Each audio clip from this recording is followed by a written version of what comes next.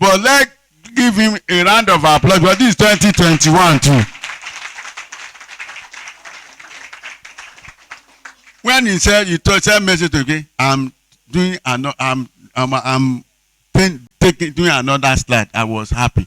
You know, if he's not a very good person, what will stop him from taking the one he did for us in 2016 and just bring it back and change the date?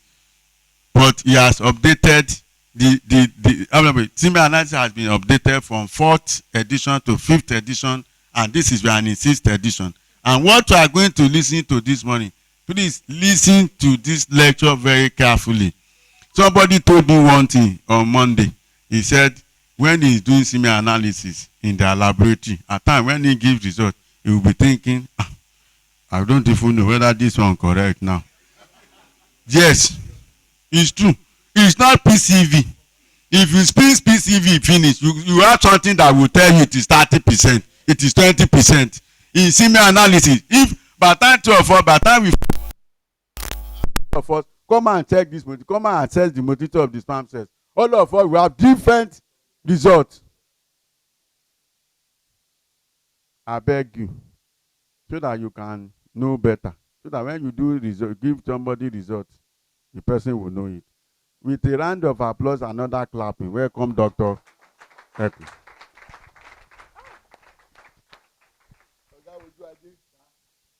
You need to come to school so that you start teaching. You will agree with me that he has the grace. So, colleagues, I want to say good morning to every one of us. We are together again.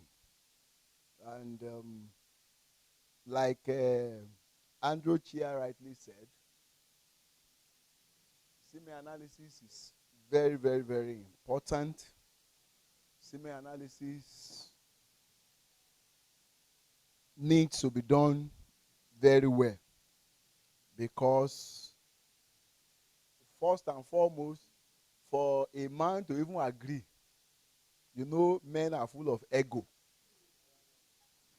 Thank God I'm a man, so nobody will say that I'm being.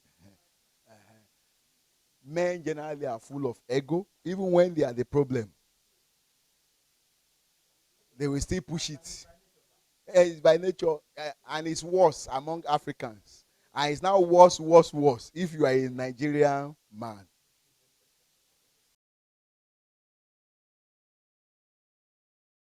To such a sample, we do it to the best of our ability to ensure that we have results that can help such an individual. So we are going to look at seminal fluid analysis or semi-analysis, depending on how you may wish to call it. So I'm going to ask for the we do semi-analysis. Then we also look at different methods that we can use for semen analysis. So by the time we are done with these two, we are fulfilled. Now, the question we will ask ourselves, what is seminal fluid analysis? Everybody here seated knows the answer. And that is why we have come for this training. But in my own word, I just coin it out this way. I say it's a careful, please take note of it. It is a careful step-by-step evaluation of seminal fluid. It is what? A careful step-by-step evaluation of seminal fluid. Why are you doing a careful step-by-step evaluation of seminal fluid? You are doing this because you have one aim that you want to achieve. And what is that aim? The aim is that you want to use that expensive sample to unravel the cause of the problem that the individual might be having. That, please take note of that. So when you do it carefully and you do it step by step, you remember our chair was talking about morphology, was talking about fertility. There are different things that you're going to check when you are doing this analysis, and that is why it is step by step evaluation. So you want to use this method to bring out the possible cause of infertility in the man that has donated the sample. Occasionally, it may be that even the man that has brought the sample does not have anything infertility problem. Maybe the man has had more than enough children and he has decided to now cut his coat according to his size. So if such a man has decided to go for vasectomy, quote and unquote, you know, a Nigerian man, most of them will not do that. But let's assume that the Nigerian men are also becoming very, very modern, like the Oyinbos. So a man that has done vasectomy will want to be sure that truly the vasectomy process is complete. Because it's not in all cases that that process is complete. So that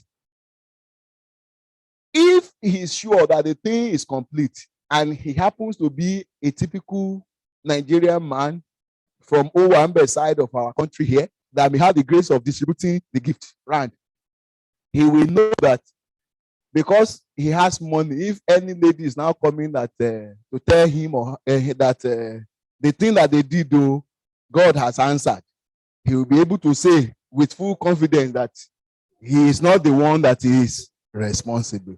You are getting the point.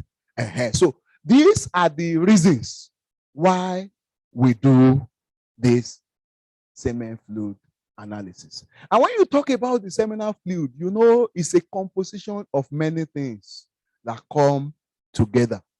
And so when you talk about seminal fluid, you know that it's actually a concentrated suspension of spermatozoa and other fluid. Now, the fluid that the sperm cells are suspended in are actually produced or secreted by so many accessory male sex organs. And these are the prostate, the seminal, the bulborectal gland, which we call Cowper's gland, the epididymis. All these, in little way, they contribute, they donate the fluid. And everything will now come together to form what you call your semen, right? And studies have clearly showed us that these accessory glands, they are responsible for 90% of the semen volume. So the fluid that are secreted by all these accessory glands, they have their responsibility, they have their functions. We will not be dwelling much into all those. We have done them, we have discussed them elaborately in the past. And so we move on to ask ourselves, why do we even have to check seminal fluid? We have known the main reason why we do it. Now, when we do seminal fluid analysis, what are we as biomedical scientists, what are we looking for? We actually want to bring out any abnormality that may be responsible for infertility in a male. And you know that in male, there are several things that could result in abnormal semen secretions. So many things. But among them, the ones that are common, I will just group it in this our interaction. Number one is medical. There are so many medical conditions that we have effect on semen quality, semen secretion, and everything. A common among them is cancer, surgical procedure, as well as infection of the testes self. All these are medical conditions that will affect semen secretion. And that is medical condition. Under medical condition, cancer, surgery, testicular infection, all of them are there. And so when you do your semen analysis, it can bring a lot of information that can go a long way in helping the patient. Another reason why an individual could have abnormal semen is when a man that is being tested is having or experiencing what we refer to as overheated testes. God, in his infinite mercy, created male in a unique form, be it human being, be it animal. You will see that the testis in male is created in such a way that it dangles. It's in an extra position where it's free to dance.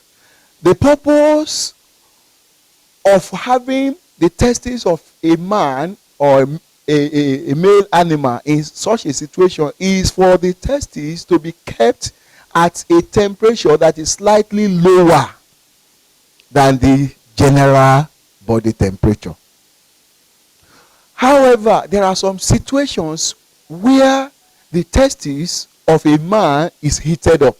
For instance, there is a medical condition that could make the testes in a man to fail to descend.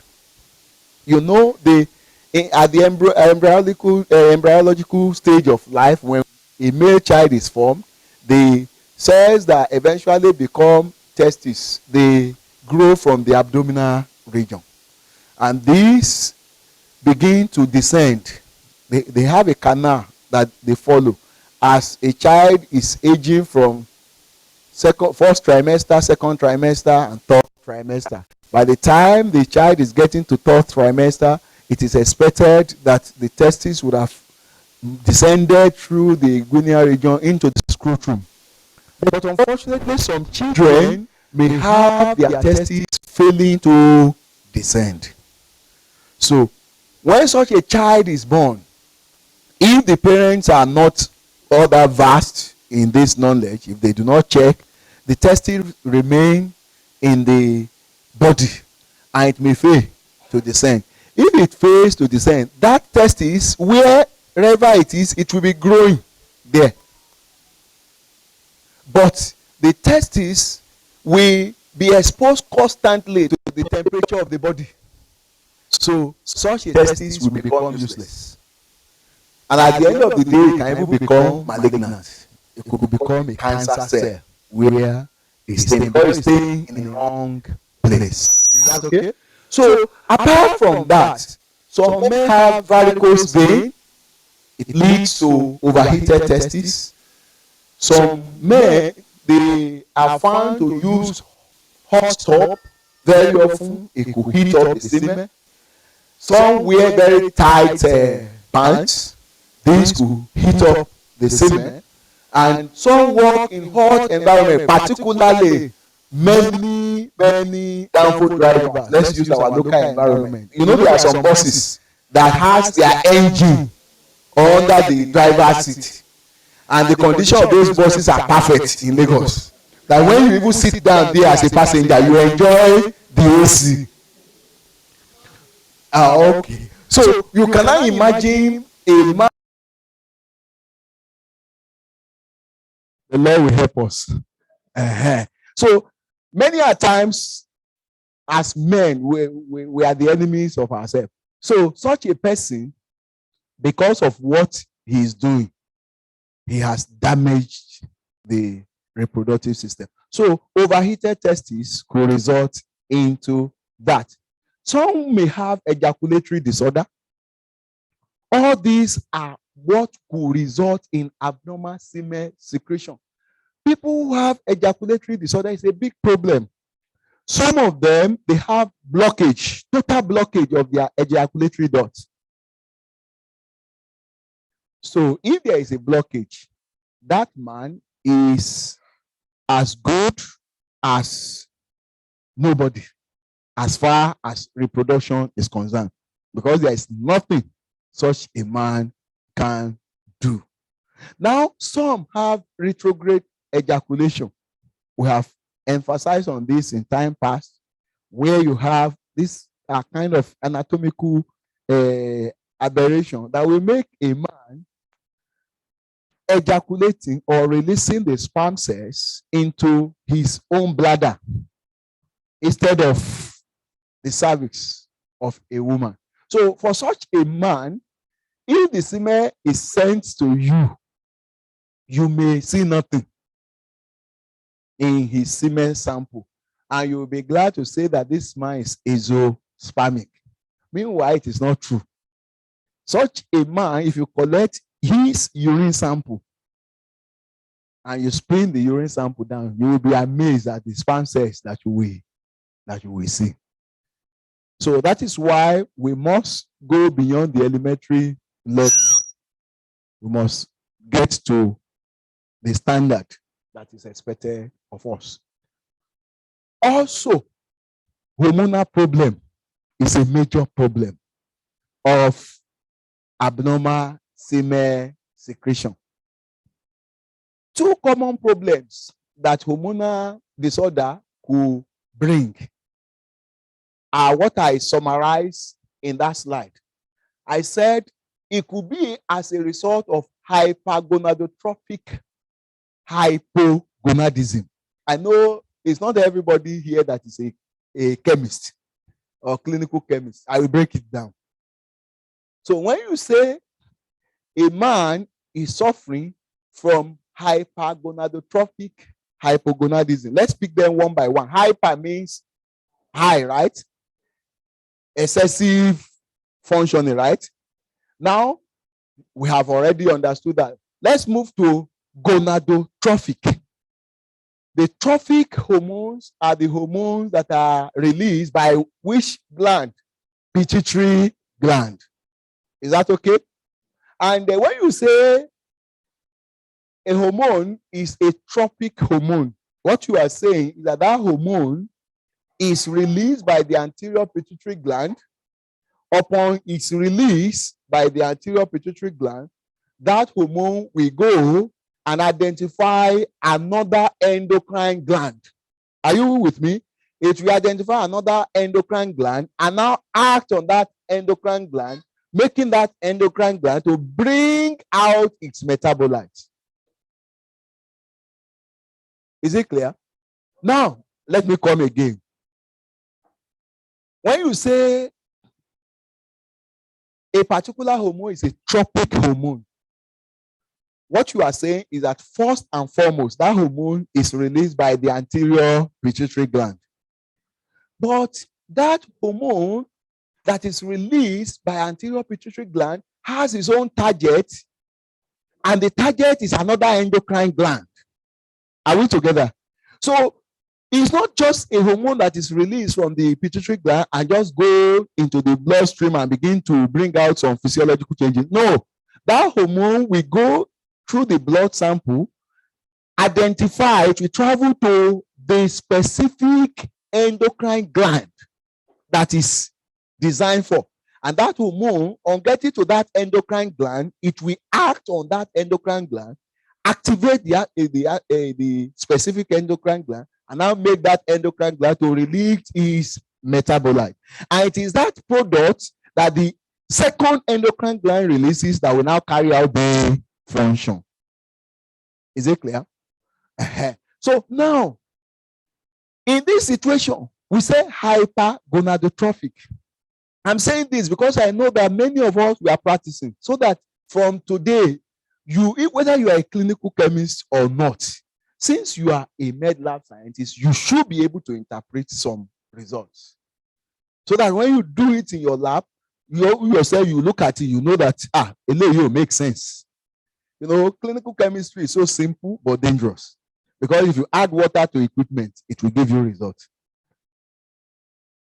It's not in generating results.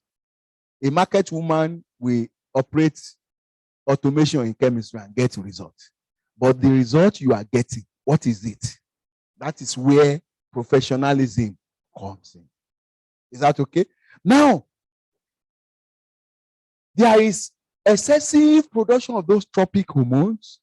And when we talk about tropic hormones in endocrinology, in clinical chemistry, we are referring to hormones such as thyroid stimulating hormone, hormones such as follicle stimulating hormone, hormones such as luteinizing hormone. You understand? All this from the name you see, thyroid stimulating, meaning that hormone will go and stimulate thyroid gland. Is that not it? Once you know the names, clinical chemistry is the easiest of all the disciplines. As far as I'm concerned, to me, the toughest is microbiology because I can't cram all those their name. But me, chemistry is the easiest. Now, once you know those names, you already have an idea of where their function is going to be. Now, here, hypergonadotropic hypogonadism is saying that you have excessive production of the hormones that are to stimulate the gonads. Male has gonad, female has gonad, because the gonad are the reproductive glands that you have. Now, because we are talking about male, we are looking at hypogonadism in male. The main gonadal gland in male is the testis.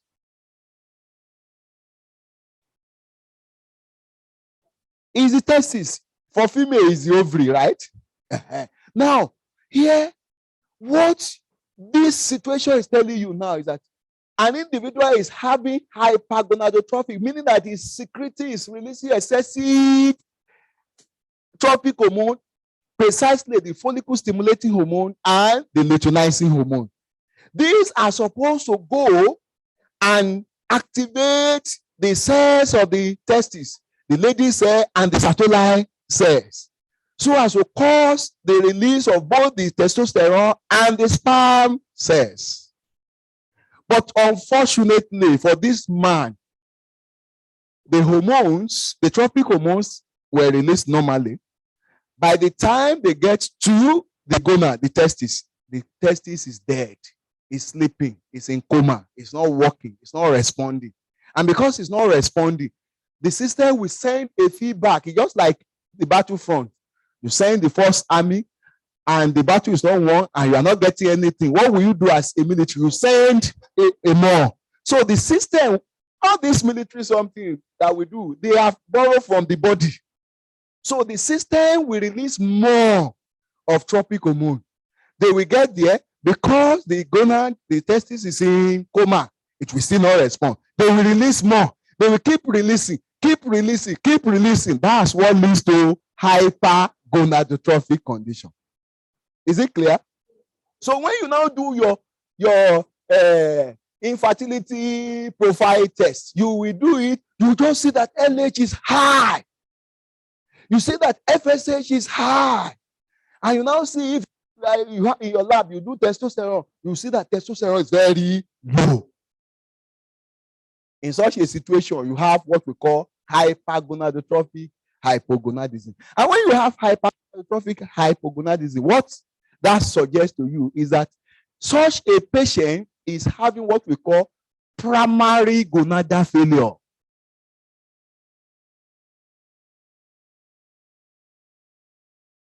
Is having what? Primary gonadal failure. As you see it in male, you also see it in female, the same explanation. So if it is primary gonadal failure, what that means is that there is a problem with the gonad of that man. No matter the amount of the tropic hormone that you release or inject into the body of that person, nothing will happen. And if nothing happens, my people, if nothing happens to the gonad, there is no way sperm cell will be produced. So you now see how they are interrelated. When you are doing seminal fluid analysis, why you will need to move from the result of your seminal fluid analysis, you can now advise the patient to go for so many other things, and you are doing legitimate thing because you are helping the patient to unravel the problem. So that is hypergonadotrophic hypogonadism. The second condition here, hypogonadotrophic hypogonadism. When you have hypogonadotrophic hypogonadism, what that tells you is that the tropic hormones are not released. So if the tropic hormones are not released, what could be responsible? It could be that there is a problem, number one, with the pituitary gland, or it could be that there is a problem with another higher cell center, which is the hypothalamus. Because it's the hypothalamus that will release what we call releasing factor or releasing hormone that will now stimulate the anterior pituitary gland to release the tropic hormones. Are you with me? If there is a problem with either the hypothalamus or the pituitary gland, the effect of that problem will translate to the gonads. So in this situation, if you see your result, you did a laboratory test, your LH is low, your FSH is low, your testosterone is low for a male, it's already telling you that you have hypergonadotrophic hypogonadism. If it is for a female, if your LH is low, your FSH is low, and your estradiol is low, it's already telling you that you have hypogonadotrophic hypogonadism. So in this case now, you have been able to bring out where the problem is likely going to come from. Now you now begin to now trace them one by one. You check for the pituitary, the hypothalamus. You check for pituitary gland. There are simple ways of doing it. Let's not go there because that is not the scope. Okay. Yes. Yes. Oh my God. If the E2 is low, progesterone is already completely because it is naturally. We are not talking reproduction, but let's just go there small. You know, naturally, it is when a woman, because we are talking progesterone now, I've moved away from men now, right? You know, this is andrology, but let's just, no knowledge is wasted. A woman that is within the reproductive age follow cycle that you refer to as your menstrual cycle. Now, at the mid-cycle, if all things are well, you expect a woman to ovulate, right? And once a woman ovulates, you know that the egg that is released by the upsurge of the LH, what you call LA surge, that LA surge will push the egg that is mature, that is on the follicle, a follicle that is mature. The upsurge in that LH, what it does is that it pushes that egg off that follicle, and that's what you call your ovulation. So once that egg falls off the follicle that is no longer having egg now will now rupture. Once it ruptures, it forms what we call corpus luteum. It is that corpus luteum that will now serve as the main raw material for your progesterone. And that is why when you are investigating fertility, in most cases, you may be so particular about the luteal phase, sample, because you want to know whether that woman is actually ovulating or not. So if there is no ovulation, there can never be increase in progesterone, and there can never be increase in estrogen. The work, when I say estrogen, I'm referring to the main estrogen is estradiol. So they work hand in hand. Is that okay? Are we good? Okay.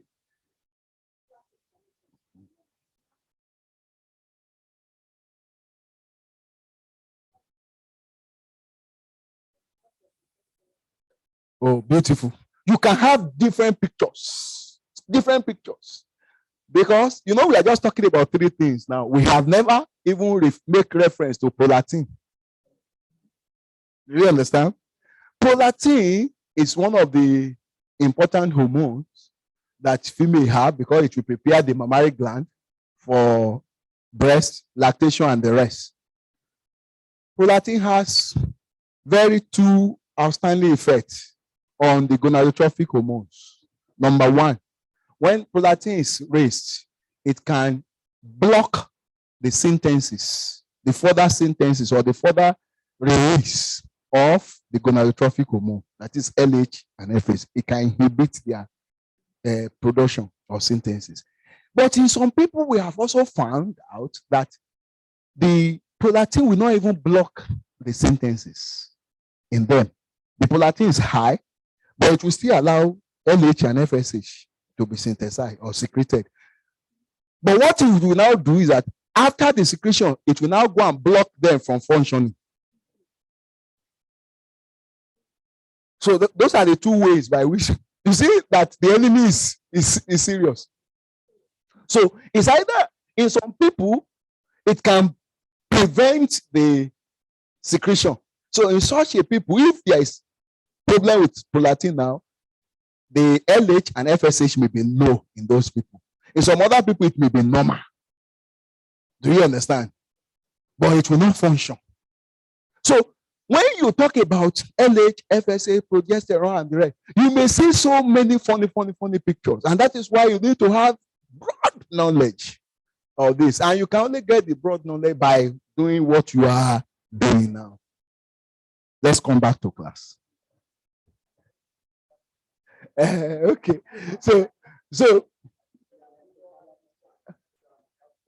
very simple, very simple. I didn't just want to go because it's like one we are. Okay. Now, how will you, if you want to know where the problem is coming from in hypogonadotrophic hypogonadism, the first thing you will do is get exogenous releasing factors that we call gonadotrophin releasing factor. You can get it to buy.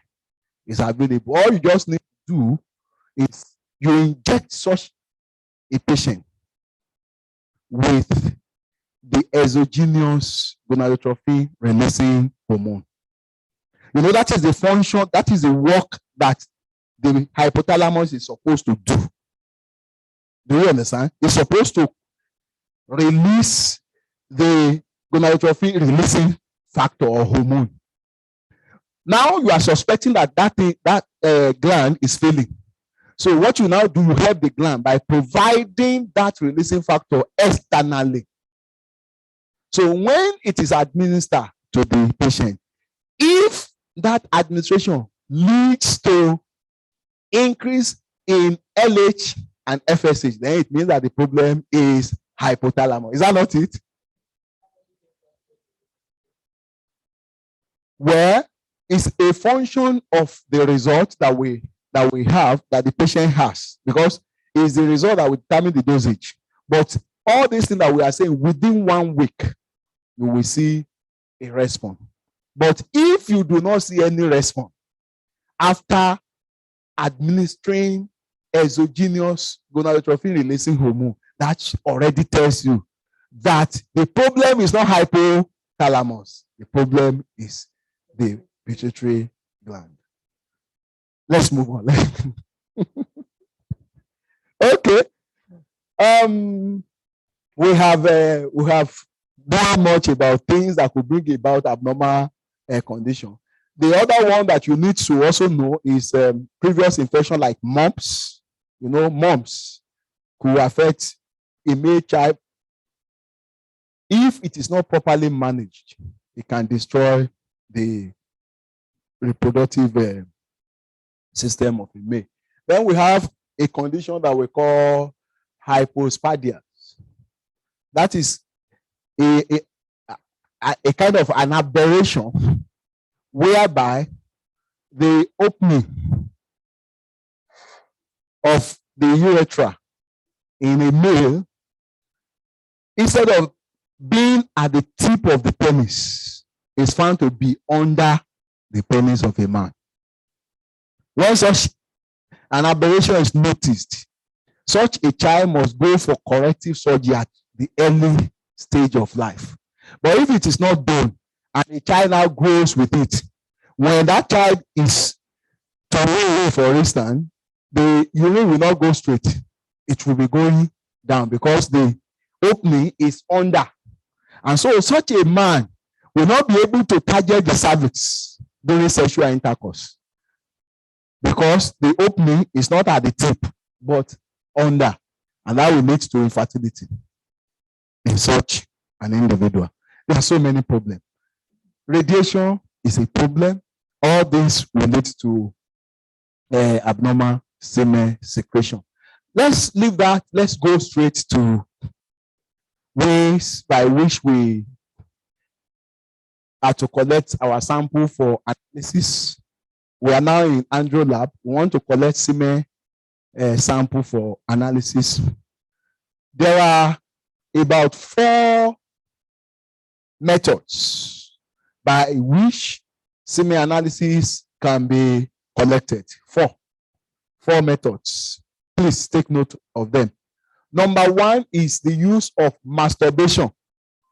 And I can feel the pulses in the heart of some of my people now because we have very religious people in Nigeria. Some people are already telling me it's a sin. Although I didn't hear them saying it out, but right inside of them, they're saying to fiakwa, it's a sin. But as far as medical science is concerned, for andrology, masturbation is a method that you can adopt in collecting sperm, seminal fluid. You can also use condom. But which type of condom? A special condom that is, we refer to it as non-spermicida. It doesn't have any spermicida powder in it. It's a specially built condom that you can get from your clinician for that purpose. Then you can also do what we call withdrawal method. But I can assure you that many men, when they get to Jerusalem, you know, Jerusalem is a beautiful place. So they will not come back.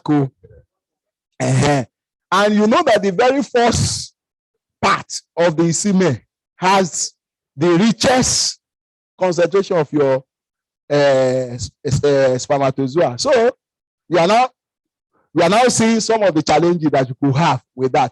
Then another way by which you can do it, you can use electric shock to stimulate very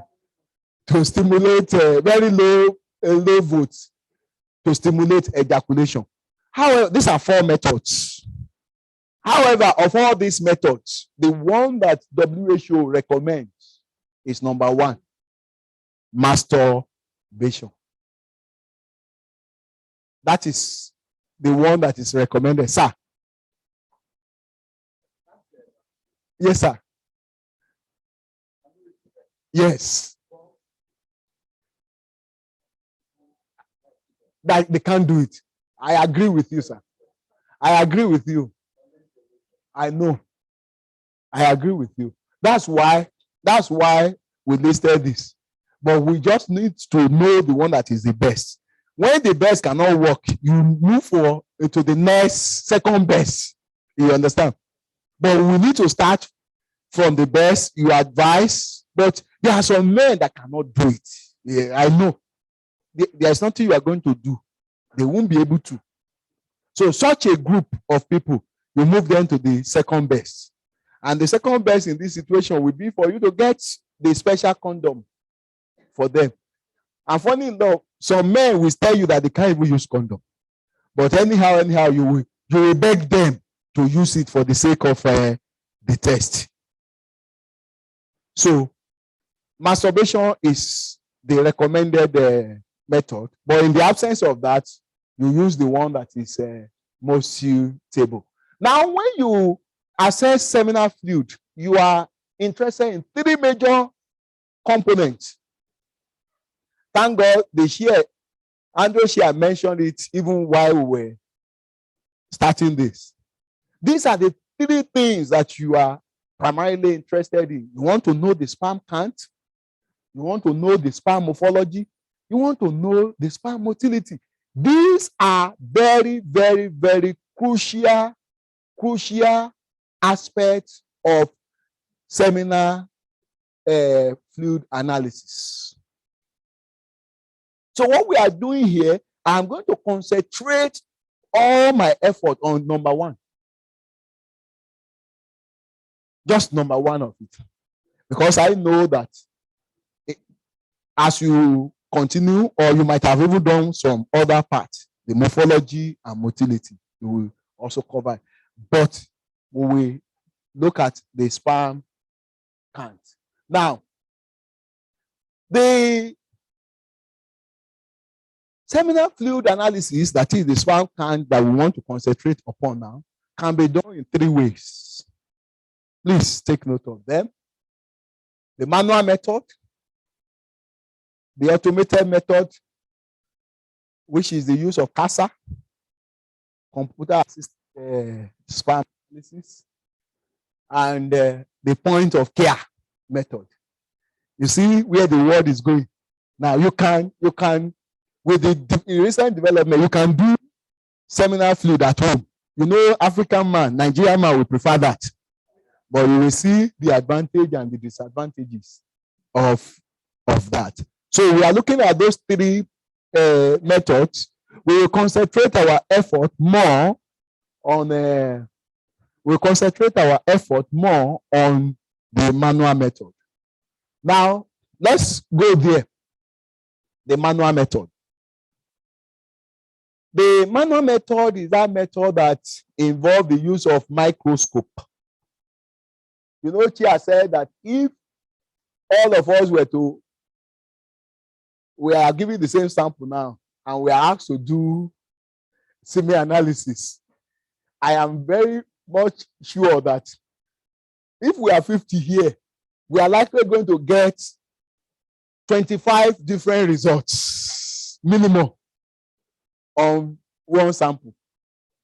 So now put yourself in the position of the clinician. If you have those 25 results as a clinician, which one will you believe? Let's be sincere with ourselves. Put yourself, okay, you find the average.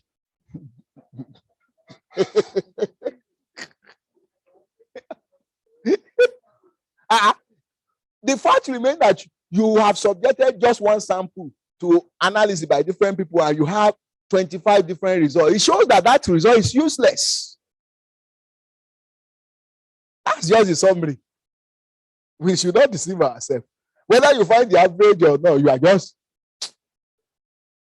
So we make use of microscope to evaluate these sperm cells, and we use it to check their status, whether they are okay or not.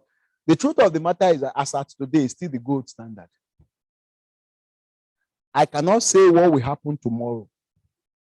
And that is why it is a must for everybody here seated to be a master of this. Because that's number one thing that will stand you out in your practice, in your laboratory.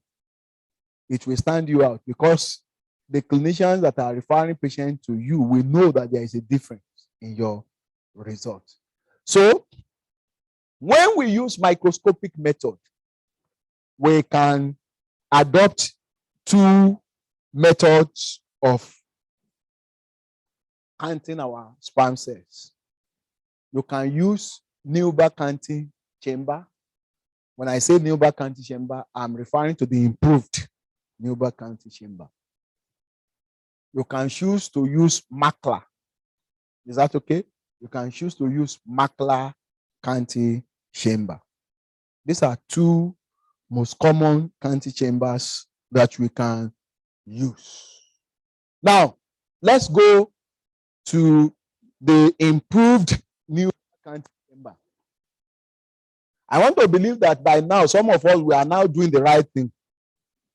Because I know that before Andrew came up, almost all people, they were doing the wrong thing when it comes to sperm counting. But I want to believe that majority of us are doing the right thing now. So for those of us that are not yet there, you will be there at the end of our discussion. Now, if you check your neighbor counter, this is purely practical. And I want you to follow me as I follow the slide. So you remember that your improved number counting chamber, if you place it under microscope, it has different grids. The central portion of that counting chamber has a special grid. Good. And you will remember that the BB grids are demarcated by triple lines. So that's how we arrive at this. So if you look at it, this is a picture of a central grid. If you check the central grid of improved number counter, you'll find out that it has 25 large squares. Is that okay? Now, and if you look at what I have just shown here, I just brought out one of the grids. You can see sperm cells everywhere. All these are sperm cells. So you can see this is a central grid. Now, and you will see that these 25 large squares that you have in the center of your improved counting chamber, if you pick one of those squares is now further subdivided into 16. Are we together? 1, 2, 3, 4. 1, 2, 3, 4. This is just one of the 25 squares.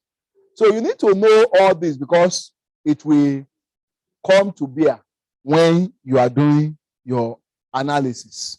And so now, So now this is what we have just said. Look at, this is your entire counting chamber, right?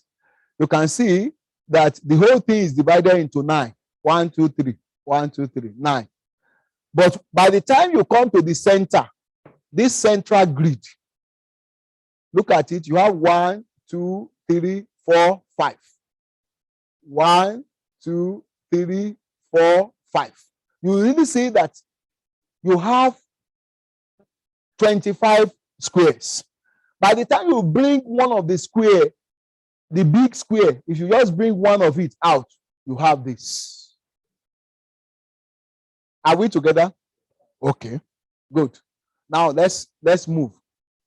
Now, what is the capacity of each of those squares? Now, look at it. The central grid that we have just considered now, it has 5 rows of 5 squares. Let me go back there.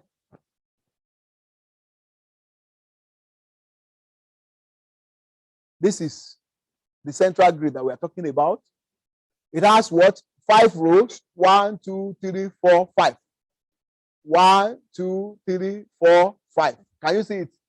5 rows of 5 squares. Now, these 5 rows that we are talking about here, of 5 squares, each of them has a volume capacity of 4 nanoliter.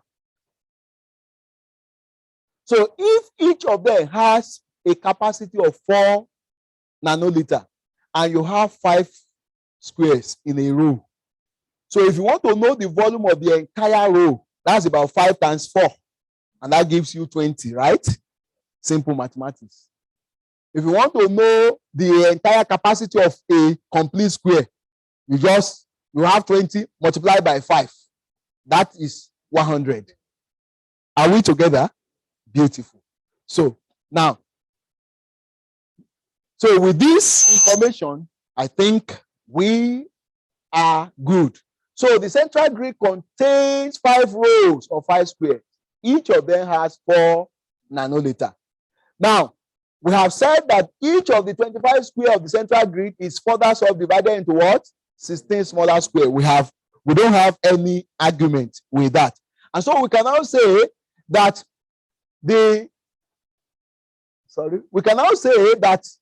for the central grid, each row from what we have just done, 5 times 4, has 20 nanoliter per row. Thank you. Now, if you leave that central grid, if you go to non-central grid, all other grids outside the central grid, if you go to those ones, you will find out that the other grids, they have 4 rows. Are we together? Where you do all this WBC, you have 4 rows. And the capacity of each of those squares is 25. Can you now see the difference? But the end result is the same. 25 times 4 will give you 100. 20 times 5 will give you 100.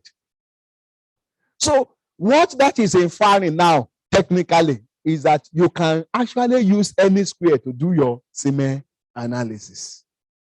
But let's see how we get there. Okay?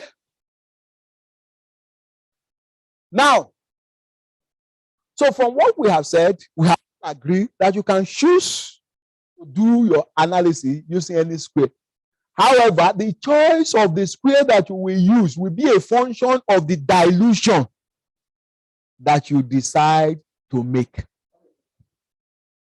I say, however, the choice of which square within the improved Newberg counter that you are using, the choice of the square that you are going to use is a function of the type of dilution that you make.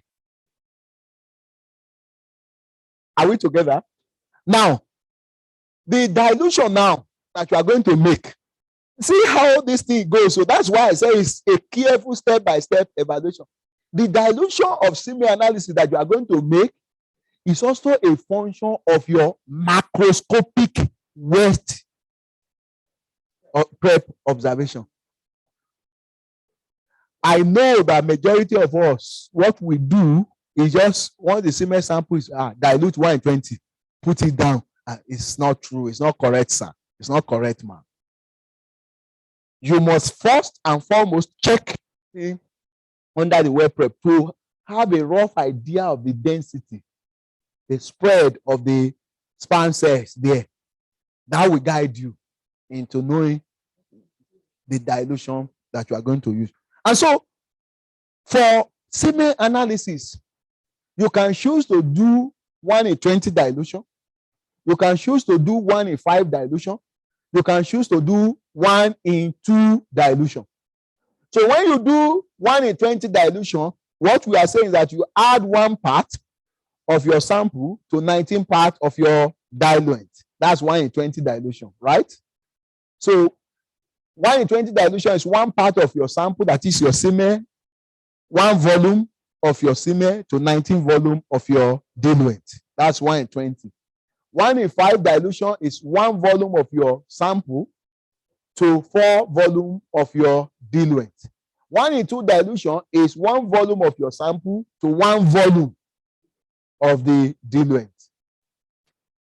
So all these dilutions can be used for your analysis. Is that okay? But you must take note of whatever dilution that you have used, because it will come to bear when you are doing your calculation. But semen analysis is not the kind of analysis that one dilution factor fits into all. It's not true. So we need to have a change of attitude. That is what we have been doing. It is not just one dilution. Now, like I said, you could have 1 in 2, 1 in 4, 1 in 9. Now, The golden rule is that when you want to do a semen count or sperm count, you must have a dilution that will make it very easy for you to be able to count minimum of 200 sperm cells under your counting chamber. And you must do it in duplicate. That is the standard. Duplicate means that you will charge both ends of your counting chamber. You will count the one, get 200, then you move to the other side of your counting chamber, you count a minimum of 200. So you are now having 200 here, 200 there. But you must note the number of rows that you have counted to achieve your 200. Because these are things that you put into consideration when you are now going to calculate. Okay, let's go on. Let's go on. So we have talked about the dilution. So you just look at your dilution, and from your wet prep, you have an idea of the dilution that you have. Now, the fixative that we will use, that is the diluent that we use for sperm count, I know that many people use ordinary water. Many people use formal saline. I know, but ideally, it should be sodium bicarbonate in formalin. It's bicarbonated formalin. That is the ideal fixative. And to make it easier for you, okay, ma. That's when you're doing routinely in the lab. When you're processing for IVF, we don't use that because of poisoning the whole thing. Of course, I agree with you, because that one is a special. We're talking of special. Did you hear what she just said? She's talking. Okay, you want to hear it? What I'm trying to say is that routinely in the lab, when patients just come to do analysis, these methods are good. But if you are dealing with the patient in preparing them for IVF, we don't go through this, all this formalin, those semen cells. So what we do, we use water. We use the deionized water majorly. Yes. I totally agree with you. But because what we are discussing here is just the general routine that's what is preparation. You want to do IVF information. Now, the fixative. You have provided us with the simple way of mixing them together. 50 grams of sodium bicarbonate, formalin, 35% volume by volume. You make it up to 1 liter with distilled water. That gives you a very good fixative for sperm cell. Now, in some cases, you may want to make it more visible so that when you are counting it, you see it with more ease. In such a situation, you can tint the fixative by either adding trepan blue. Is that okay? Or you use gentian violet. Just a little. It will make that cells more visible when you are counting it. So this is just how you can prepare the fixative for general purpose. Are we okay? Now, let's move a little bit faster because of time. Look at the assumption that I put on the board for us. This is just an assumption because we want to work with hypothetical scenarios. Now, we assume that we have 100 spermatozoa in a high power feed of 4 nanoliter. So what is the implication of this? If a 4 nanoliter volume has sperm cell of 100, the implication every nanoliter, we are going to have how many sperm cells? That is 100 divided by 4. Is that not it? So you're going to have 25 sperm cells in 1 nanoliter. And remember, here we are going back to basic calculation. How many microliter we make nanoliter? How many milliliter we make microliter?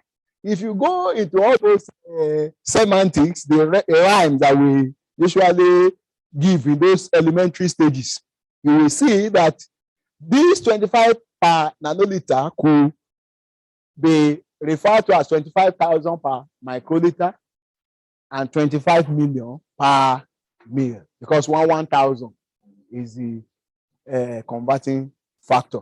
So what that means is that if we say that our central grid, thank God we have all agreed on this. If we say that the central grid of our improved Newberg counter can hold 100 nanoliter, you know we agree at the other time, that's 4 times 5, which is 20, times another 5, that's 100 for central grid.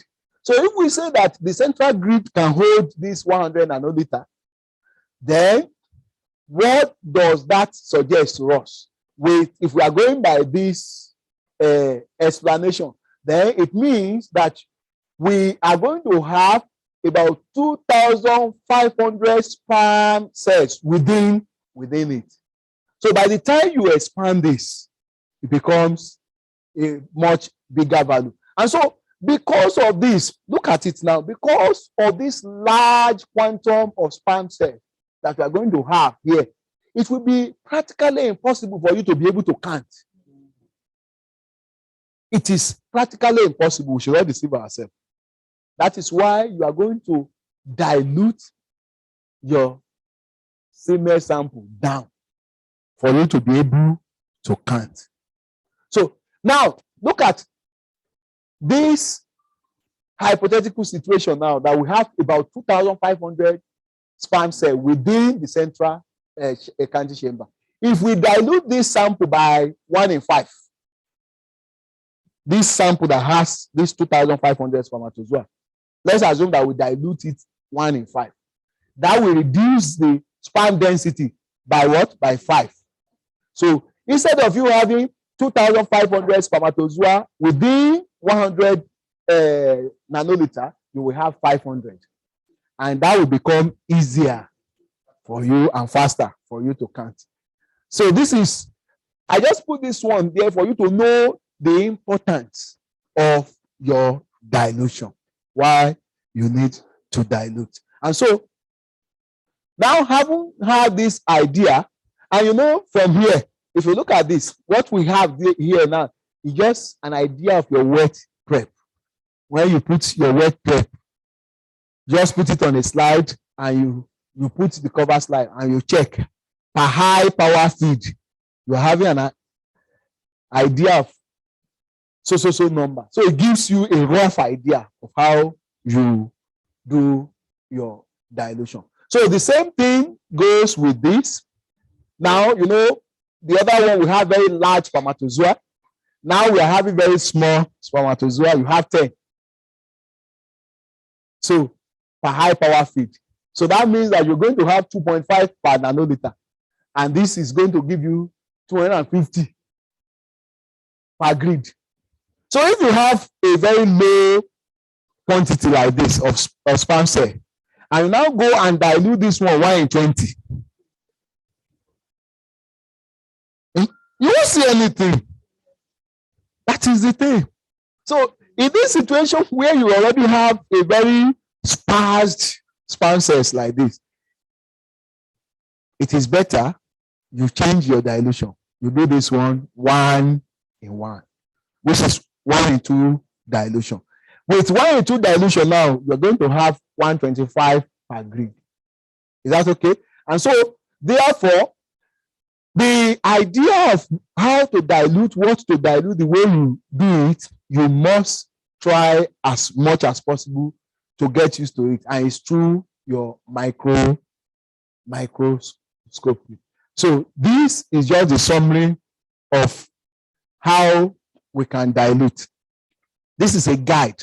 When you check your high power feed and you are seeing cells that are more than 100, you go for 1 in 20 dilution, right? So if you have between 16 and 100, you do 1 in 5. If you have 2 to 15, you do 1 in 2. If you have less than 2, you also do 1 in 2. So that is how. But you must take note that whenever you do 1 in 2 dilution with this, for instance, that is very, very small. The quantity is very low. You are going to count the entire county chamber. All the 9 squares is what you will use to count your sperm. Both the central and the non-central. All the 9. You count all the 9 in the first one. You move to the second one. You count all the 9. Remember, we have all agreed that the total volume of each of the degree is 100 nanometer. So if you are counting the 9, that's 900. You count the other 9, the second one, that's 900. The total volume now is 1,800. Is that not it? Thank you. Because we will use all this when we now want to do our calculation. It's not difficult. We are just trying to break it down so that we understand how we came about, some of the things that we do, that we even talk about in the lab. Okay? For instance, you know that most of us, we do 1 in 20 dilution. Once we do 1 in 20 dilution, we just do the count. Anything we have, we say we multiply it by 1 million. We say that's the count. How did they arrive at it? If somebody should ask you, that's what we are discussing. So it's not a magic. Okay? So let's move on. This is how we calculate. This is the standard. And once you know it, you know it. So the C there stands for concentration of the spermatozoa in specimen. That is the semen sample that you have. And the formula is C is equals to capital N divided by small n multiplied by 1/20 multiplied by dilution factor. Where do we have this 1 in 20? This 1 in 20 is telling you the volume per role that we discussed earlier on. You know, when you are doing the central count, is the central grid, which is the number 1 place that we use for our count. We say you have 4 rows, 4 nanometer per each of them. You multiply by 5. That gives you what? 20. That means that for each of the central grid row, you have a volume of 20 nanometer. That is where the 20 is. That is the volume that suspends the sperm count, the sperm cell that you have counted. So you see that the concentration of spermatozoa in semen is their number. That is the number of sperm cells that you have counted divided by the volume. Can you see it? In which they were found. That is the volume of the total number n of rows examined. Now for replicate. You know, I kept talking about you must take note of the rows, the number of rows that you use to achieve at least 200 sperm cells. Now, you are going to now use them here. You have n, the capital N, that's the number of sperm cells that you counted. Let's assume that we have counted the 2 number counter. In first one, we saw 220. The second one, we had 225. So we add the 2 together. It will give us maybe 445, right? Divided by 2 to give us the average. Then you put that average there. And you must also note that when you do this count, if you count the chamber 1, you have 250, maybe for 5 rows that you have counted. And you now go to the chamber 2 that you charge. You counted 5 rows and you're now having 350. You have done something wrong. You will need to start all over because it's the same sample. The distribution should not be too far from each other. These are part of quality control that you must have. You see, semen count is a serious business. It's not a test of 200 naira. So that is it. Now, if you use 1 in 5 dilution, now let's look at even this is the general formula. Now, when you use 1 in 5 dilution, remember, you will multiply your calculation by the dilution factor based on what we just said here. You see the dilution factor. If it is 1 in 5, you multiply by 5. If it is 1 in 20, you multiply by 20. If it is 1 in 2, you multiply by 2. And that will give you your end result. And so you see that when you have 1 in 5 dilution, you are going to end up having this n over n times 1 over 4 because you have used that 5 to multiply. So now let's go on. When is 1 in 20? Look at it. This is one of the reasons why it seems as if 1 in 20 dilution seems to be what everybody uses. Look at it. The 20 here, we cancel the 20 here. And so you will just be left with whatever you have here. So if it is 200 over how many rows? Maybe 2 rows or 3 rows or 4 rows. You have your 4. You have 200 there. You divide. By the time you divide, you have your final result.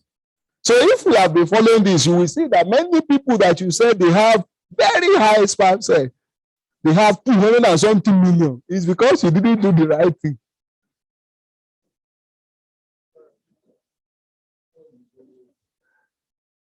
Okay, sir. Yes. Yes. Yes. Yes. Yes. Yes. Yes. Now, depending, you see, you may count even more than that. That's why I'm not limiting it to 5. The rule is that you keep counting until you attain minimum of 200 cells. Is that okay? So, some people are blessed that you may not need to count more than 1 or 2 to achieve that. But some people are also blessed that you will need to count 10, 15 to achieve it. So, it's not cast on stone. The goal is that you must attain 200 before you stop. We will get there.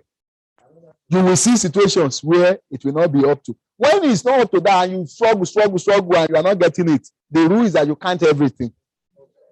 You count all the 9 BB squares. What are the 9 BB squares? All the grids, the entire grid, both the central, the side, yes, everything. The whole chamber. You count the whole chamber, the first one for the first. You count the whole chamber in the second one. You know, I once mentioned it that the total volume is 900 nanoliter. So you're going to add 900 in the first one to 900 in the second one. That's 1,800. That's what you will use. Yes, ma'am. Be free. Be free.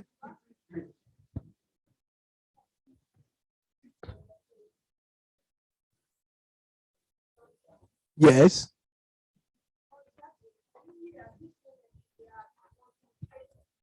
It's the same thing. When you say concentration, we are referring to sperm count. The concentration we are talking about here is the sperm count. Okay. Feel free. That's why you're here. Why I'm asking the question is that I think there was a time I had that there is difference between sperm count and concentration. That's why I'm now a little bit confused. I think I am having an idea of what he's saying. What he's saying. See, just calm down. Here, when you, on this lecture now, when you hear concentration, they are talking about sperm count. When you finish, you want to do sperm concentration and sperm count. They are two different things. But in the context of this lecture, when you hear concentration, they are referring to sperm count. But when you finish and you want to report, by the time you multiply the volume, the sperm count, that is sperm concentration. Total concentration. Total. So here is sperm count, sperm concentration, they are the same thing. So total sperm count will now be the sperm count times the volume of the semen. And some of us that normally report this on our form is very wrong, because somebody has 1 million sperm count and the volume is 5 million. By the time you multiply that, you can't tell is that it's 5 million. It's not true. It's not true. So if you are talking about sperm analysis, when you want to report, it's better on your form. Leave it sperm concentration of sperm count. Don't do total sperm count. That is wrong. Because if a man has 2 million sperm, 2 million and volume of 5 million, by the time you multiply, you come to 10. So you tell me it's right that my sperm count is normal. It's 10 million. So in my own form, you don't see those things there, because that thing mislead all the clinicians. Yeah. Some of them will now go and tell patients that you can continue to, you are okay. But yes, it is 10 million times 5 million. So you understand now. There is anything you do not understand. Let's ask. That is why we are here. It is workshop. It's not seminar. It's just seminar. Thank you, sir, for that enlightenment. Okay. Please, SEC. Sir, you said we should know those things from our friends. Yeah, I think I'm guilty too. I don't know the standard procedure. Will help us out? The things that should be in the reporting format for semen analysis, so that we will represent you. Why we normally have, if you are working in IVF center, hello, if you are working in IVF center, and your center used to do maybe IUI, for to do IUI, that is when they need to know the total sperm concentration, because when you are going to do total recovery like what we did yesterday, it will give them an idea whether they are getting nothing from this or not. So, but if they are reporting only for the purpose of fertility, it's better you let your form have. When I'm going to do sperm morphology, I put additional information there that I will tell us. It's better leave that your form to sperm concentration or sperm count. Leave it there. By the time you do that total, it confirms. Some of us will still go ahead and we do total motility. Some of them go ahead and do total motility. Somebody have actively water 20. Sluggish is 40. You want that right on top of your tongue. Total motility. You multiply that person and say the motility is 60. All these they are not normal. What will help us? I can present anyone and put it on the platform for you to see. We see. That's why we are here. So I think we are on the same page now. Are we okay? Yes. Can we move on? So this is one of the reasons why people are more comfortable with using 1-in-20 dilution, because the calculation seems to be direct.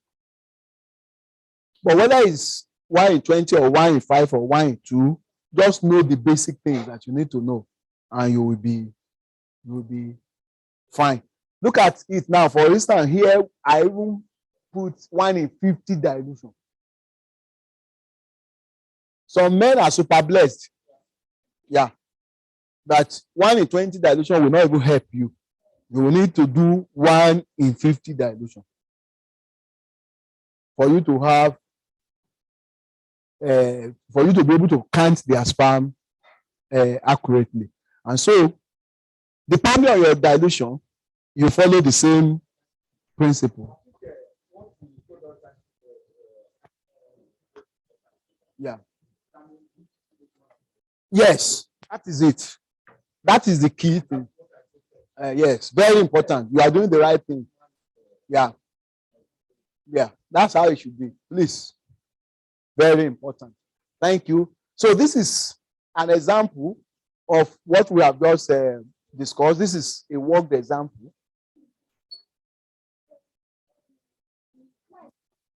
Yes.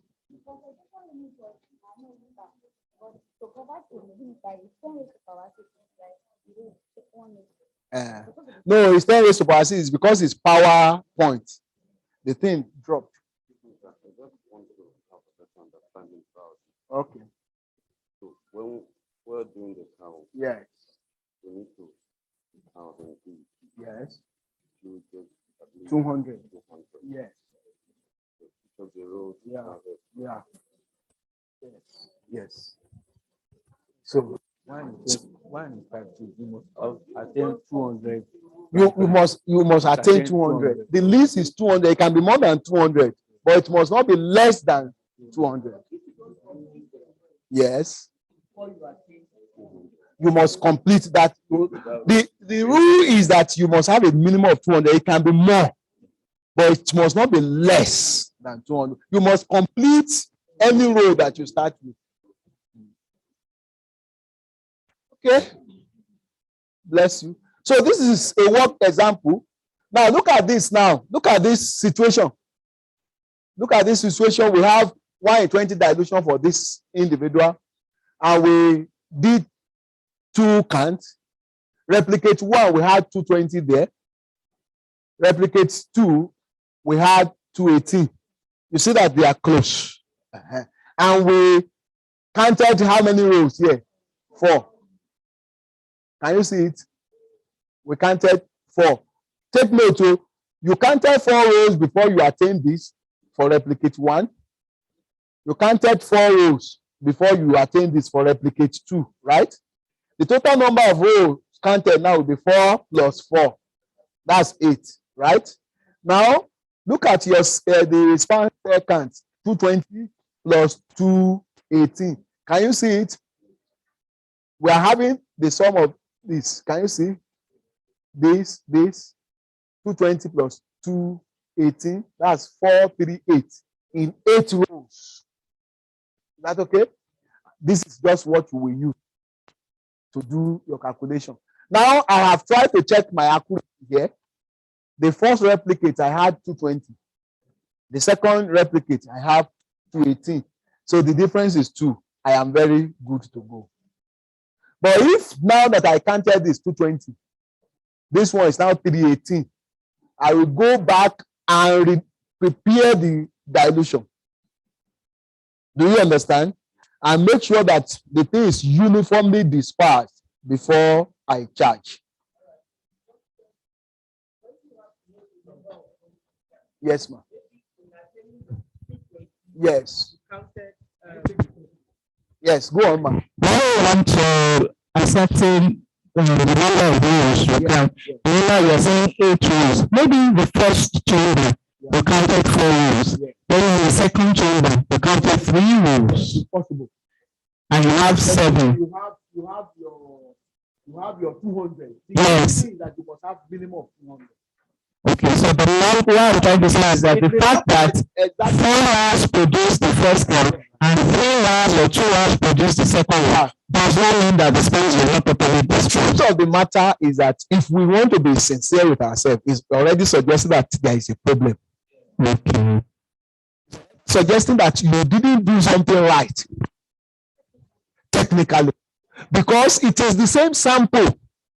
If it is the same sample and the sperm cells are uniformly dispersed there, what you see in the first replicate should be what you will see in second replicate. The difference should not be too far.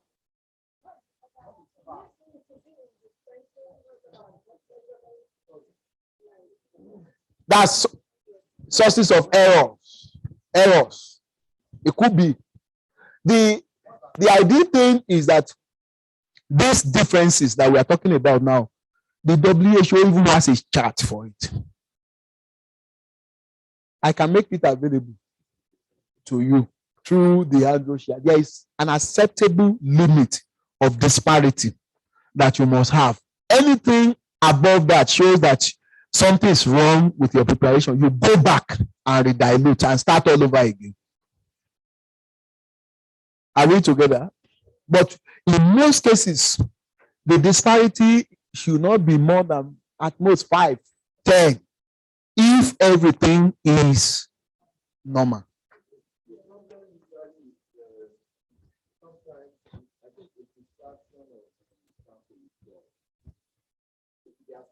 That will not liquefy. I know. It's a problem. Yeah. I know it's a problem. The ideal thing is that when a sample is not proper, well liquefied, you are supposed to liquefy it artificially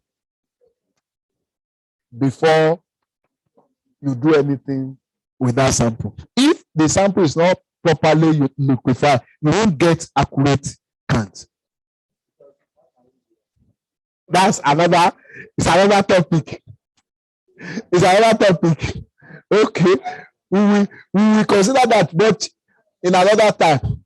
So there are ways by which you can do it.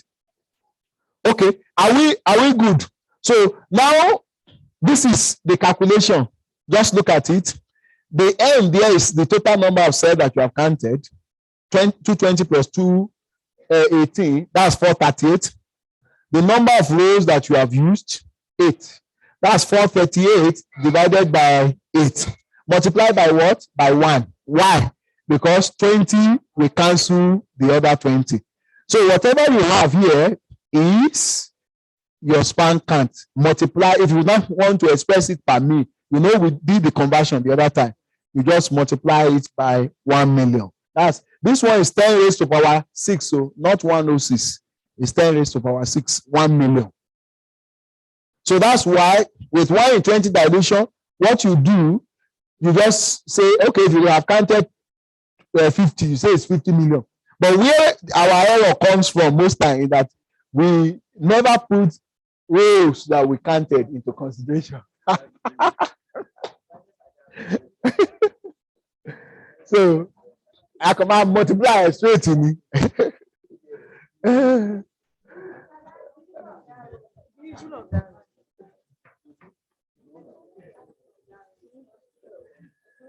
Okay.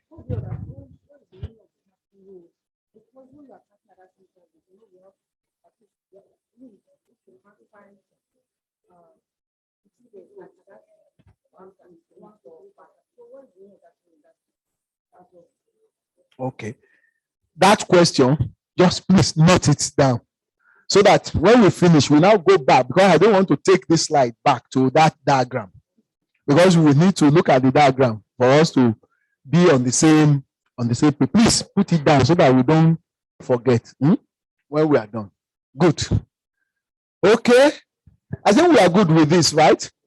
So let's go on. So this is a situation where you have low sperm cell. Somebody asked that question the other time.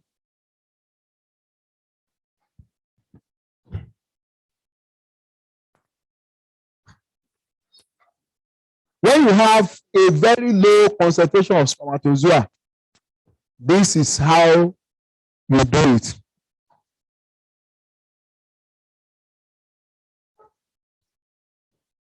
So can you see the little modification to the formula now?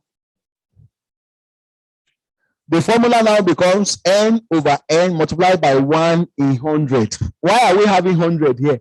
Because we are going to count the entire square. And we said that the entire square carries 100 nanometer. Are we together? So if you are now counting the entire square, and the entire square that you are counting is 9, that means that the small n will be 100 times 9. If you are counting 9 in the first replicate, 9 in the second replicate, that's 18. So the calculation becomes 100 multiplied by 18. because you are counting the entire counting chamber. Yes, the up and down. So, and you multiply by your dilation factor. When you have a low concentration, you are rest assured that the best dilution factor will be 1 in 2. And that is why you are having 1 in 2 here. So if you multiply by dilution factor now, you will now have n over n multiplied by 1 over 50. Because 2 would have, and that is how that is done. Now, please take note of this. Whenever you have counted all the 9 grids, then the total number of the spermatozoa that you have counted will be divided by the entire volume of the chamber. You know, we talk about the nanoliter, 18 times 100 the other time, which is this, and you multiply it by the dilution factor. So in most cases, when you have very low sperm cells, you will not be able to get up to 1 million for your sperm count. Very low sperm cells should be expressed in thousands, not in million. Because you can't, you know, I know that is the easy way out that many scientists do. We want to know the exact. It's like the way those days, lazy microbiology, they say coliform. Yes, it's coliform. Which one?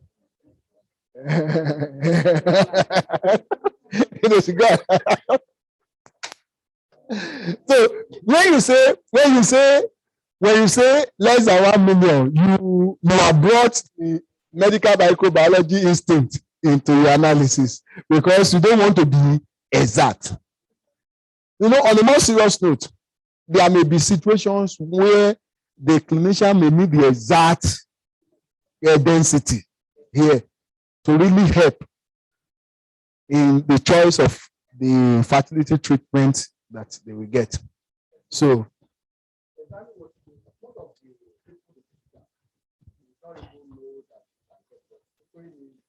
they don't know now. They have thousands. That is not possible.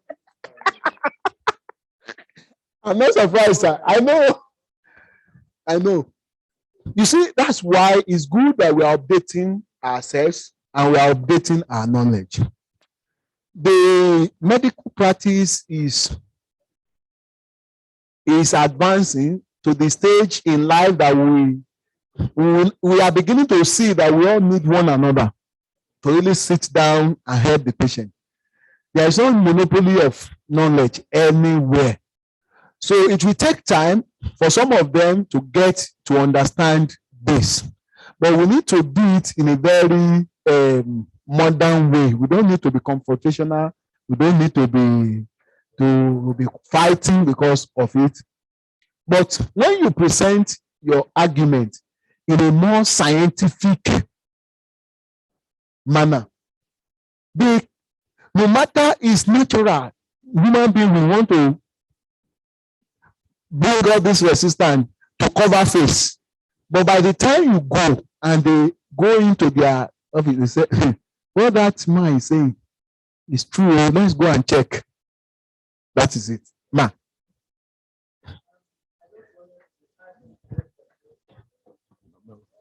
Please sit down, ma. Sit down, ma. Okay.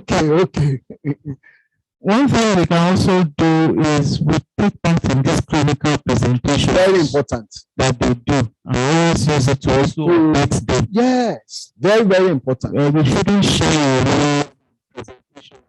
And that's why I think that we need some of these materials.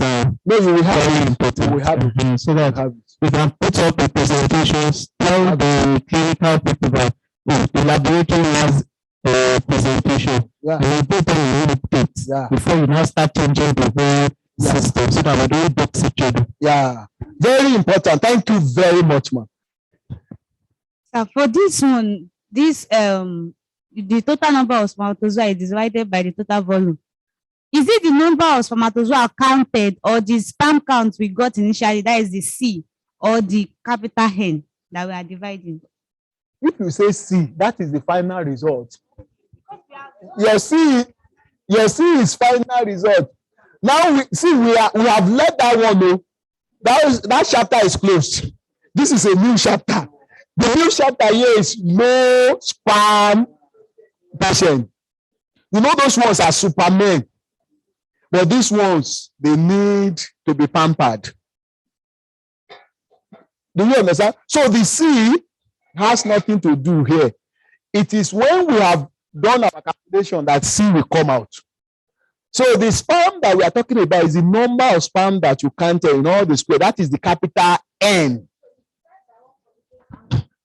By dilution factor that you use.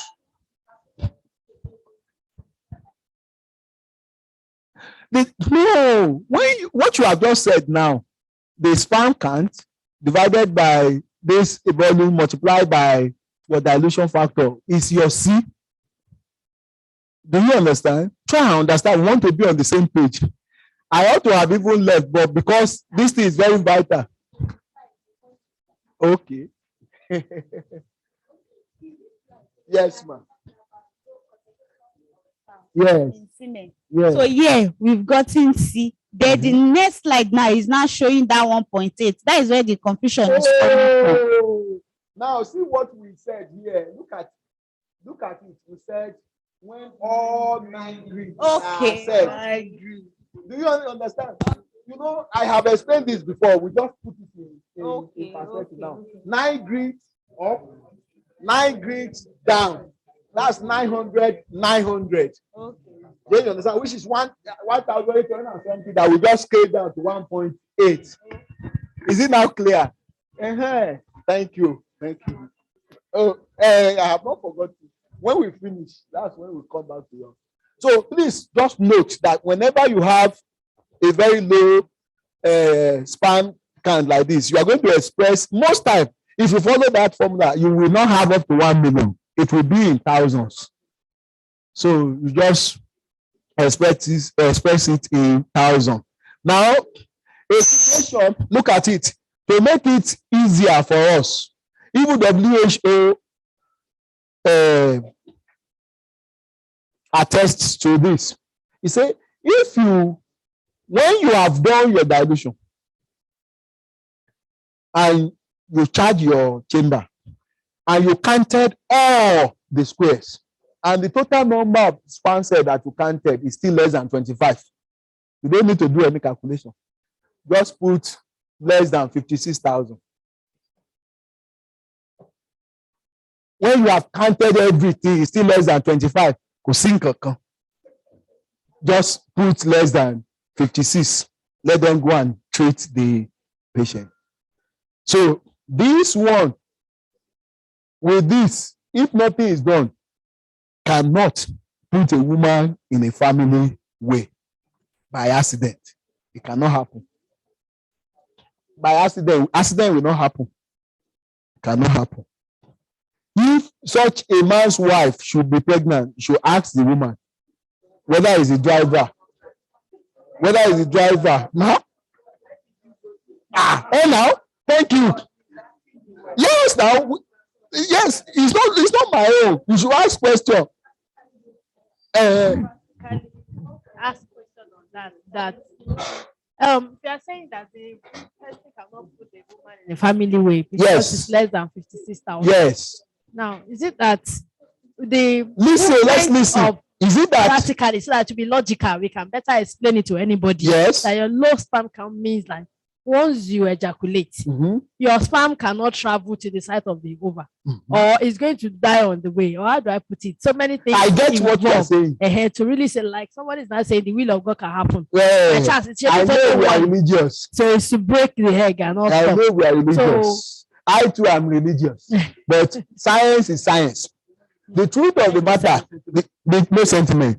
The truth of the matter is that to become pregnant is a big business. It's very difficult. It's not easy. It's a war. It is what? A war. Big war. It's not nowadays. It has always been. It has always been, sir. See, it's because, sir, it's because knowledge is increasing. That's why we think it's more rampant. It is war. Sperm cells, they go through a lot of battles before they get to promised land. So no matter how plenty that sperm cells are, many of them will die in the battle before they get to promised land. So somebody who has less than 56 cannot even attempt the war. Another explanation is this: with 5,000, with less than 56,000, this plant cannot populate the amount of the cervix. It's not possible. It cannot. Before conception will take place, a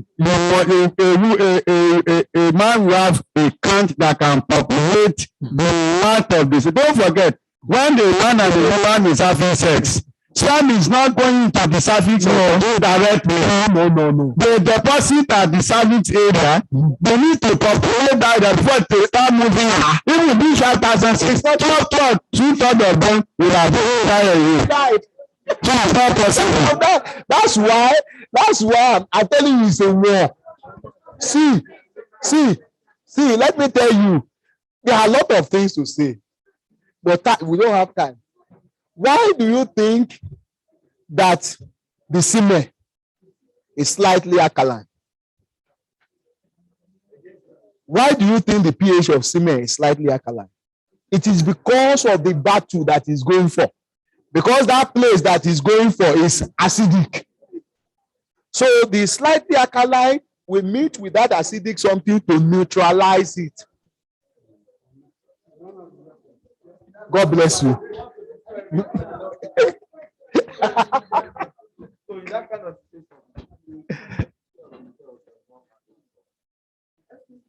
Yes, ma'am.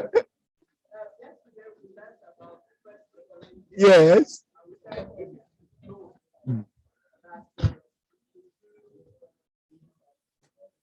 Okay, yes. Yes.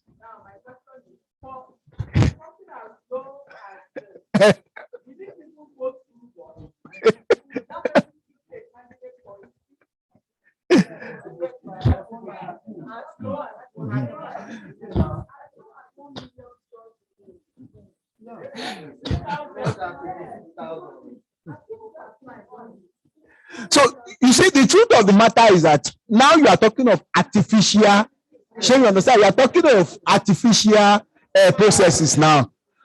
Everything that we are talking about here is what should happen naturally.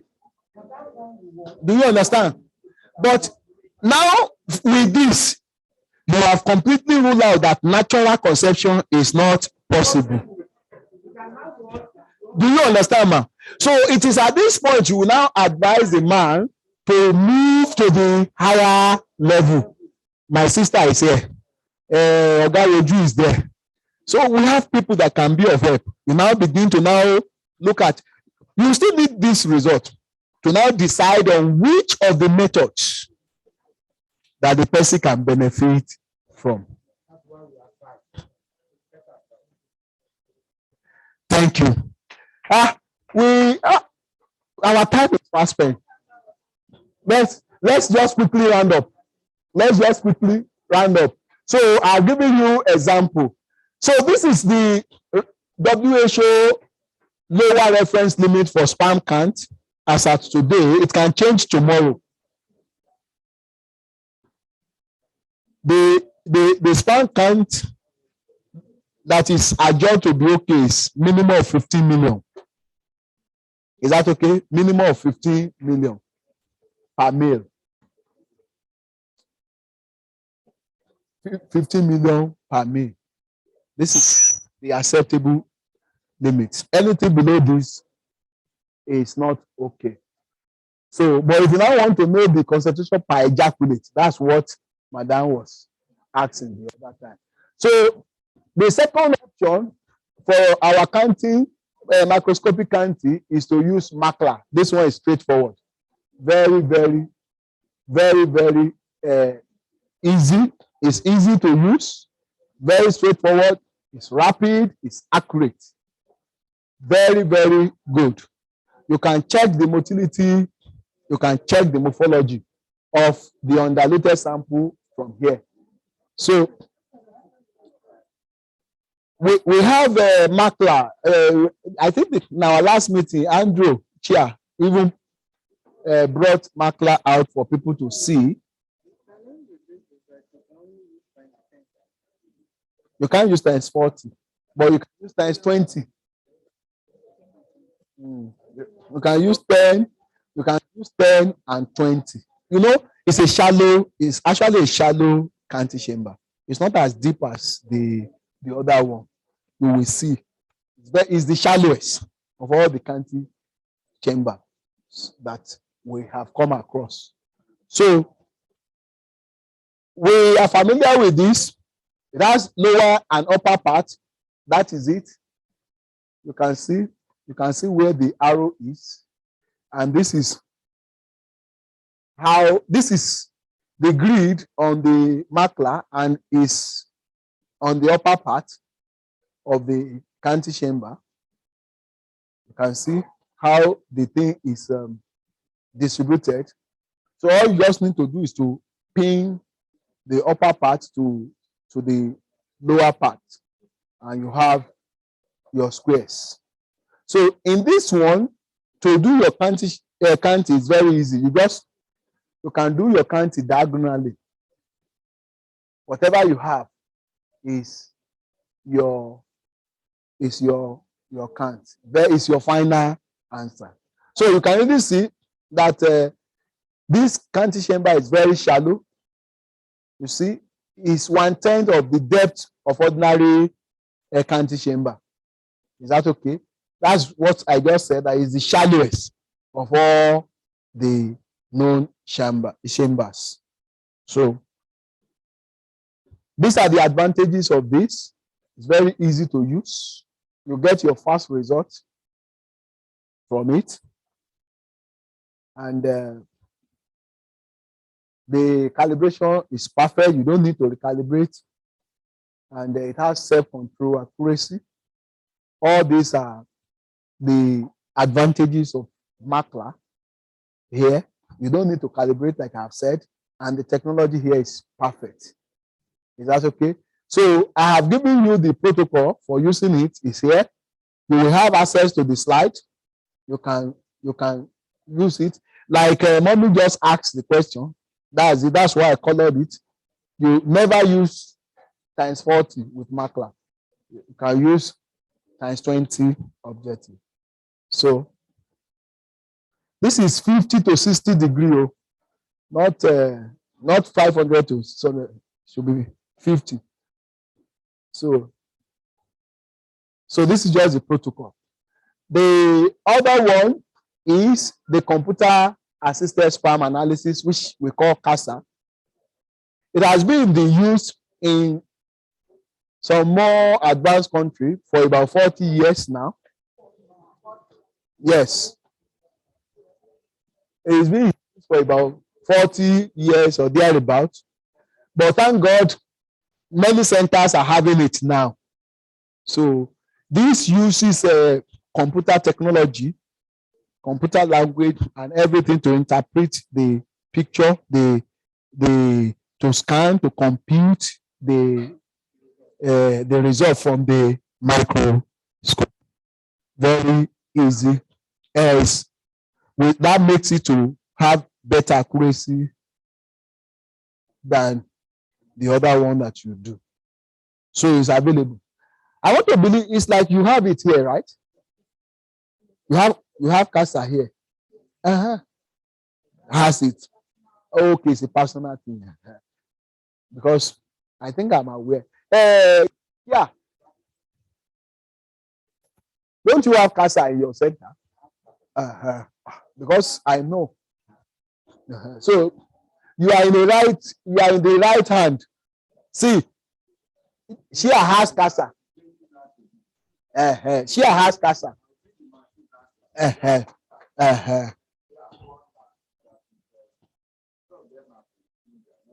Okay. Can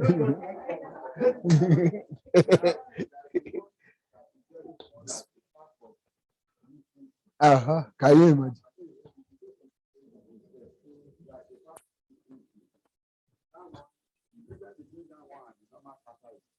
The difference between that one and the other one is in the real CASA, you need to stain. All this you can stain. When you start your slide, they will do like completing morphology, do everything for you. You do tell you if the system, if you do your staining very well, CASA will tell you that this is amorphous head, this is a plain head. We will report all those things, all those deformity. We will abnormality, we will report it. That is why, if you say you want to go and use CASA, you need to have the basic knowledge of this. Because if you don't do this slide very well, the machine will not be able to calculate for you. But the other one that just came out about 3 months ago, that one I said is look like a very small. That one too is very expensive. Now, as small as it is 8 million naira.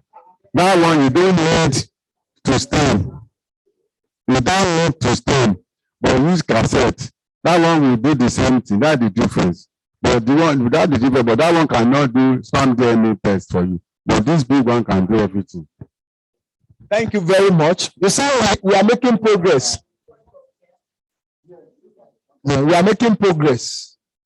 So there is nothing you're going to see in advanced world as far as andrology is concerned that we are not doing now. So that is just all. And that is why I just put a simple information there. It's just a combination of microscope and adapted into computer.